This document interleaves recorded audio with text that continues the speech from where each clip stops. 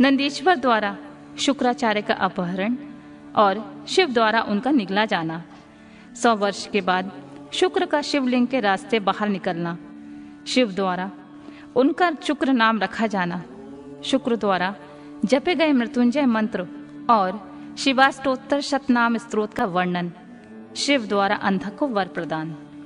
व्यास जी ने पूछा, महाबुद्धिमान सनत कुमार जी, जब वह भयंकर एवं रोमांचकारी संग्राम चल रहा था, उस समय त्रिपुरारी शंकर ने दैत्य गुरु विद्वान शुक्राचार्य को निगल लिया था। यह घटना मैंने संक्षेप में ही सुनी थी। अब आप उसे विस्तार पूर्वक वर्णन कीजिए।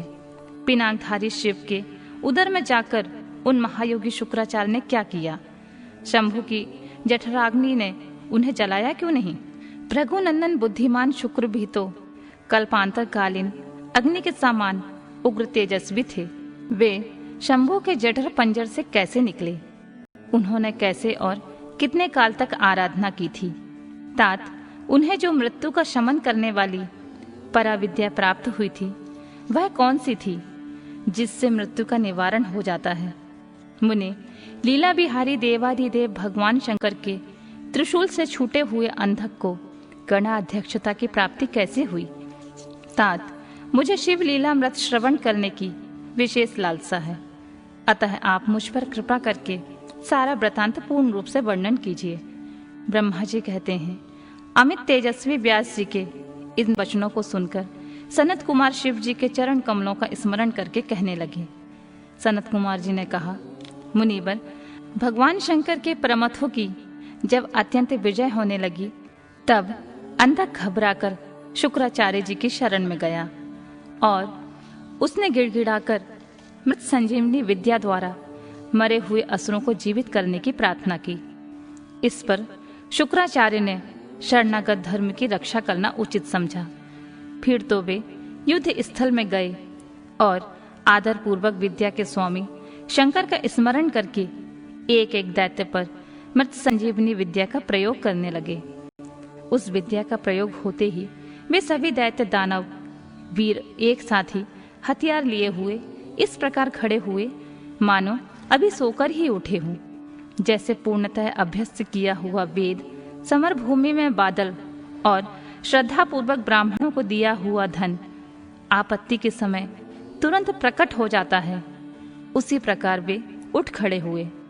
शुक्राचार्य के संजीवनी प्रयोग से जब बड़े बड़े दानव जीवित होकर प्रमथों को बुरी तरह मारने लगे, जब प्रमथों ने जाकर प्रमथेश्वरेश शिव को यह समाचार सुनाया, तब शिव जी ने कहा, नंदिन, तुम अभी तुरंत ही जाओ और दैत्यों के बीच से द्विश्रेष्ठ शुक्राचार्य को उसी प्रकार उठा लाओ जैसे बाज लबा को उठा ले जाता है।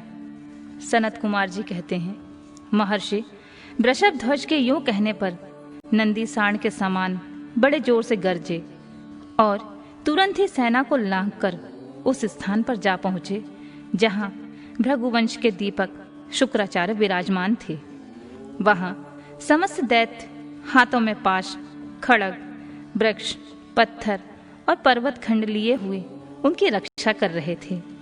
यह देखकर बलशाली नंदी ने उन दैत्यों को विशुद्ध करके शुक्राचार्य का उसी प्रकार अपहरण कर लिया जैसे सरव हाथी को उठा ले जाता है। महाबली नंदी द्वारा पकड़े जाने पर शुक्राचार्य के वस्त्र खिसक गए और उनके आभूषण गिरने लगे, केश खुल गए। तब देवशत्रु दानव उन्हें छुड़ाने के लिए सिंहनाद करते हुए नंदी के पीछे दौड़े और जैसे मेघ जल वर्षा करते हैं, उसी तरह नंदेश्वर के ऊपर वज्र, त्रिशूल, तलवार, फरसा, बैरंठी और गोफन आदि अस्त्रों की उग्र वृष्टि करने लगे। तब उस देवासुर संग्राम के विकराल रूप धारण करने पर गणाधिराज नंदी ने अपने मुख की आग से सैकड़ों शस्त्रों को भस्म कर दिया और उन भृगुनंदन को दबोच कर शत्रु दल को व्यथित करते हुए वे शिव जी के समीप आ पहुंचे और शीघ्र ही उन्हें निवेदित करते हुए बोले, भगवान, ये शुक्राचार्य उपस्थित हैं। तब भूतनाथ देवादिदेव शंकर ने बड़े पवित्र पुरुष द्वारा प्रदान किए हुए उपहार की भांति शुक्राचार्य को पकड़ लिया और बिना कुछ कहे, उन्हें फल की तरह मुख में डाल दिया। उस समय समस्त असुर उच्च स्वर में हाहाकार करने लगे। व्यास जी, जब गिरिजेश्वर ने शुक्राचार्य को निगल लिया, तब दैत्यों की विजय की आशा जाती रही। उस समय उनकी दशा सूढ़ रहित गजराज, सिंहहीन सांड, मस्तक विहीन देह, अध्ययन रहित ब्राह्मण, उद्यमहीन प्राणी, भाग्यहीन के उत्तम, पति रहित स्त्री, फल वर्जित वाण, पुण्यहीनों की आयु, व्रत रहित वेद्य अध्ययन, एकमात्र वैभव शक्ति के बिना निष्फल हुए कर्म समूह, शूरताहीन क्षत्रिय और सत्य के बिना धर्म समुदाय की भांति सोचनीय हो गई। दैत्यों का सारा उत्साह जाता रहा। तब अंधक ने महान दुख प्रकट करते हुए अपने शूरवीरों को बहुत उत्साहित किया और कहा, वीरों, जो रणभूमि को छोड़कर भाग जाते हैं, उनकी ख्याति अपयश रूपी कालिमा से मलिन हो जाती है और उन्हें इस लोक में तथा परलोक में कहीं भी सुख नहीं मिलता। यद्यपि पुनर्जन्म रूपी मल का अपहरण करने वाले धरा तीर्थ, रण तीर्थ में अवगाहन कर लिया जाए तो अन्य तीर्थों में स्नान, दान और तप की क्या आवश्यकता है। अर्थात इनका फल रणभूमि में प्राण त्याग करने से ही प्राप्त हो जाता है। दैत्यराज के इस वचन को पूर्ण रूप से धारण करके वे दैत्य तथा दानव रणभेरी बजाकर रणभूमि पर प्रमद गणों पर टूट पड़े और उन्हें मथने लगे तथा बाण, खड़ग, वज्र सरीखे कठोर पत्थर, भूषंडी, भंदीपाल, शक्ति, भाले, फरसे, खड़बांग, पट्टिश, त्रिशूल, लकुट और मूसलों द्वारा परस्पर प्रहार करते हुए भयंकर मारकाट मचाने लगे। इस प्रकार अत्यंत घमासान युद्ध हुआ। इसी बीच विनायक, स्कंद, नंदी, सोमनंदी, वीर, नैगमय और महाबली, वैशाख आदि उग्र गणों ने त्रिशूल शक्ति और बाण समूहों की धारावाहिक वर्षा करके अंधक को अंधा बना दिया। फिर तो प्रमथों तथा असुरों की सेनाओं में महान कोलाहल मच गया। उस घोर शब्द को सुनकर शंभु के उदर में स्थित शुक्राचार्य आश्रय रहित वायु की भांति निकलने का मार्ग ढूंढते हुए चक्कर काटने लगे। उसी समय उन्हें रुद्र के उदर में पाताल सहित सातों लोक, ब्रह्मा, नारायण, इंद्र, आदित्य और अप्सराओं के विचित्र भुवन तथा वह प्रथमासुर संग्राम भी दिख पड़ा। इस प्रकार वे 100 वर्षों तक शिव जी की कुक्षी में चारों ओर भ्रमण करते रहे, परंतु उन्हें किसी प्रकार का छिद्र नहीं दिख पड़ा। जैसे दुष्ट की दृष्टि सदाचारी के छिद्र को नहीं देख पाती, तब भृगुनंदन ने शैव योग का आश्रय ले एक मंत्र का जाप किया। उस मंत्र के प्रभाव से वे शंभु के जठर पंजर से शुक्र रूप में लिंग मार्ग से बाहर निकले। तब उन्होंने शिव जी को प्रणाम किया।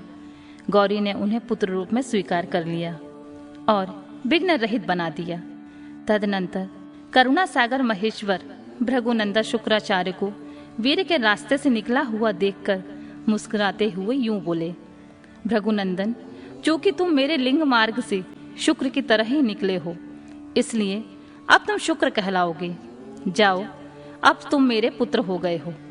सनत कुमार जी कहते हैं, मुनिवर, देवेश्वर शंकर के यूं कहने पर सूर्य के सदृश कांतिमान शुक्र ने पुनः शिव जी को प्रणाम किया और हाथ जोड़कर स्तुति करने लगे। भगवान, आपके पैर, सिर, नेत्र, हाथ और भुजाएं अनंत हैं। आपकी मूर्तियों की भी गणना नहीं हो सकती है। ऐसी दशा में मैं आप स्थूल के सिर झुकाकर किस प्रकार स्तुति करूं? आपकी 8 मूर्तियां बताई जाती हैं और आप अनंत मूर्ति भी हैं। आप संपूर्ण सुरों और असुरों की कामना पूर्ण करने वाले हैं तथा अनिष्ट दृष्टि से देखने पर आप संहार भी कर डालते हैं। ऐसे स्तवन के योग आपकी मैं किस प्रकार स्तुति करूं? सनत कुमार जी कहते हैं, मुनि, इस प्रकार शुक्र ने शिव जी की स्तुति करके उन्हें नमस्कार किया और उनकी आज्ञा से वे पुनः दानवों की सेना में प्रविष्ट हो गए। ठीक उसी तरह जैसे चंद्रमा मेघों की घटा में प्रवेश करते हैं। व्यास जी, इस प्रकार रणभूमि में शंकर जी ने जिस तरह शुक्र को निगल लिया था, वह वृतांत मैंने सुना दिया। अब शंभु के उदर में शुक्र ने मंत्र का जप किया था। श्रेष्ठ मंत्र का जप करके शुक्र शंभु के जठर पंजर से लिंग के रास्ते उत्कट वीर्य की तरह निकले थे। उसी समय गौरी ने उन्हें पुत्र रूप में अपनाया और जगदीश्वर शिव ने अजर अमर बना दिया। तब वे दूसरे शंकर के सादृश शोभा पाने लगे। 3000 वर्ष व्यतीत होने के पश्चात वे ही वेद निधि मुनिवर शुक्र पुनः इस भूतल पर महेश्वर से उत्पन्न हुए। उस समय उन्होंने धैर्यशाली एवं तपस्वी दानवराज अंधक को देखा। उसका शरीर सूख गया था और वह त्रिशूल पर लटका हुआ परमेश्वर शिव का ध्यान कर रहा था। वह शिव जी के 108 नामों का इस प्रकार स्मरण कर रहा था।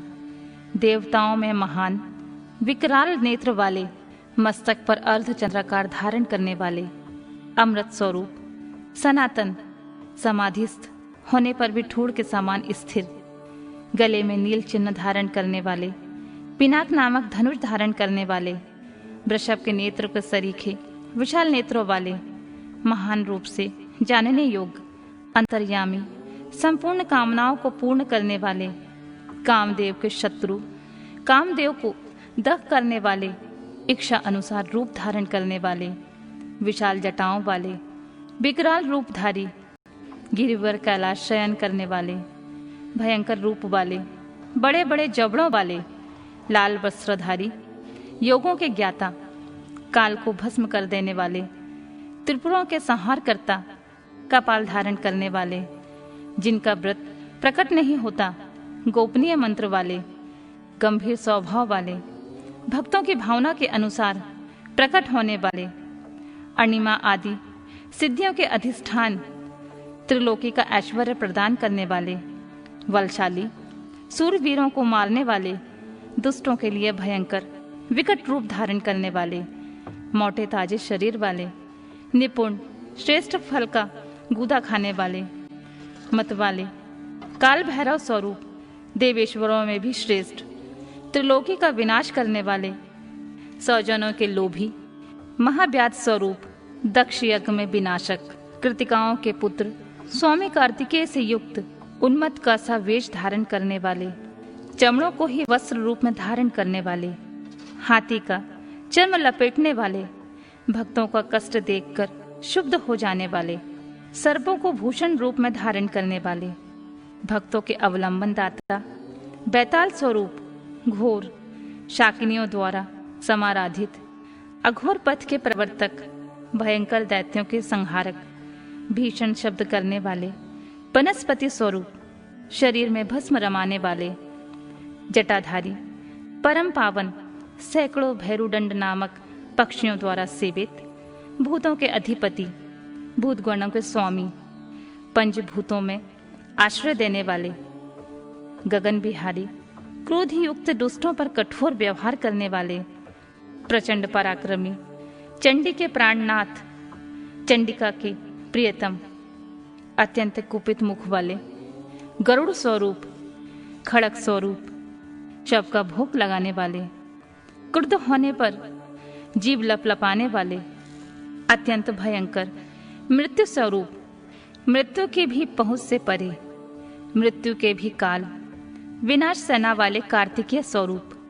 शमशान एवं अरण्य में विचरने वाले, प्रेम स्वरूप, आसक्ति रहित, प्रेम में मस्त रहने वाले, बैरागी, तेज की असंख्य चिंगारियों से युक्त, सत्व गुण रूप, रजोगुण रूप, तमोगुण रूप, धर्म स्वरूप, अधर्म रूप, इंद्र के छोटे भाई, उपेंद्र स्वरूप, सत्य रूप, सत्य से भी परे, उत्तम रूप वाले, भीमत्स रूपधारी, हेतु रहित, आधा पुरुष और आधा स्त्री का रूप धारण करने वाले, सूर्य स्वरूप, कोटिशत सूर्यों के समान प्रभावशाली, यज्ञ स्वरूप, यज्ञेश्वर, संहारकर्ता, ईश्वर, वरदाता, कल्याण स्वरूप, परमात्मा शिव की इन 108 मूर्तियों का ध्यान करने पर वह दानव उस महान भय से मुक्त हो गया।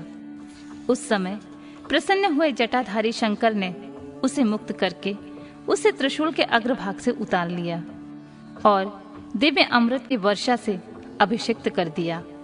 तत्पश्चात महात्मा महेश्वर उसने जो कुछ किया था उस सब का सांत्वना पूर्वक वर्णन करते हुए उस महादैत्य अंधक से बोले। ईश्वर ने कहा, हे दैतेंद्र, मैं तेरे इंद्रिय निग्रह, नियम, शौर्य और धैर्य से प्रसन्न हो गया हूँ। अतः सुब्रत, अब तू कोई वर मांग ले। दैत्यों के राजाधिराज, तूने निरंतर मेरी आराधना की है, इससे तेरा सारा कल्मश धुल गया है और अब तू वर पाने के योग्य हो गया है। इसलिए मैं तुझे वर देने के लिए आया हूँ, क्योंकि 3000 वर्षों तक बिना खाए पिए प्राण धारण किए रहने से तूने जो पुण्य कमाया है उसके फलस्वरूप तुझे सुख की प्राप्ति होनी चाहिए। सनत कुमार जी कहते हैं, मुने, यह सुनकर अंधक ने भूमि पर अपने घुटने टेक दिए। फिर वह हाथ जोड़कर कांपता हुआ भगवान उमापति से बोला, भगवान, आपकी महिमा जाने बिना मैंने पहले रणांगन में हर्ष गदगद वाणी से आपको जो दीनहीन और नीच से नीच कहा और मूर्खतावश लोक में जो निंदित कार्य किया है, प्रभु उस सब को आप अपने मन में स्थान ना दें, अर्थात उसे भूल जाएं। महादेव, मैं अत्यंत ओछा और दुखी हूँ। मैंने काम दोषवश पार्वती जी के विषय में जो दूषित भावना कर ली थी उसे आप क्षमा कर दें। आपको अपने कृपण दुखी एवं दीन भक्त पर सदा ही विशेष दया करनी चाहिए। मैं उसी तरह का एक दीन भक्त हूँ और आपकी शरण में आया हूँ। देखिए, मैंने आपके सामने अंजलि बांध रखी है। अब आपको मेरी रक्षा करनी चाहिए। ये जगत जननी पार्वती देवी मुझ पर प्रसन्न हो जाएं और सारे क्रोध को त्याग कर मुझे कृपा दृष्टि से देखें। चंद्रशेखर, कहाँ तो इनका भयंकर क्रोध और कहाँ मैं तुच्छ दैत्य। चंद्रमौली, मैं किसी प्रकार उसको सहन नहीं कर सकता। शंभु, कहाँ तो परम उदार आप और कहाँ बुढ़ापा, मृत्यु तथा काम क्रोध आदि दोषों के वशीभूत मैं। अर्थात मेरी आपके साथ क्या तुलना है। महेश्वर, आपके ये युद्ध कला निपुण महाबली वीर पुत्र मेरी कृपणता पर विचार करके अब क्रोध के वशीभूत मत हो गए। तुषार, हार, चंद्र किरण, शंख, गंध पुष्प और चंद्रमा के से वर्ण वाले शिव, मैं इन पार्वती को गुरुता के गौरववश नेत्र मात्र दृष्टि से देखूं। मैं नित्य आप दोनों का भक्त बना रहूं। देवताओं के साथ होने वाला मेरा वैर दूर हो जावे तथा मैं शांतचित होकर योग चिंतन करता हुआ गणों के साथ निवास करूं। महेशान, आपकी कृपा से उत्पन्न हुए इस विरोधी दानव भाव का पुनः कभी स्मरण न करूं, यही मुझे उत्तम वर प्रदान कीजिए। सनत कुमार जी कहते हैं, मुनि सत्तम, इतनी बात कहकर वह दैत्यराज माता पार्वती की ओर देखकर त्रिनयन शंकर का ध्यान करता हुआ मौन हो गया। तब रुद्र ने उसकी ओर कृपा दृष्टि से देखा। उनकी दृष्टि पड़ते ही उसे अपने पूर्व वृतांत तथा अद्भुत जन्म का स्मरण हो आया। उस घटना का स्मरण होते ही उसका मनोरथ पूर्ण हो गया। फिर तो माता पिता उमा महेश्वर को प्रणाम करके वह कृतकृत्य हो गया। उस समय पार्वती तथा बुद्धिमान शंकर ने उसका मस्तक सूंघकर प्यार किया। इस प्रकार अंधक ने प्रसन्न हुए चंद्रशेखर से अपना सारा मनोरथ प्राप्त कर लिया। मुने, महादेव जी की कृपा से अंधक को जिस प्रकार परम गणाध्यक्ष पद प्राप्त हुआ था, वह सारा का सारा पुरातन वृतांत मैंने सुना दिया है और मृत्युंजय मंत्र का वर्णन भी कर दिया है। यह मंत्र मृत्यु का विनाशक और संपूर्ण कामनाओं को फल प्रदान करने वाला है। इसे प्रयत्न पूर्वक जपना चाहिए।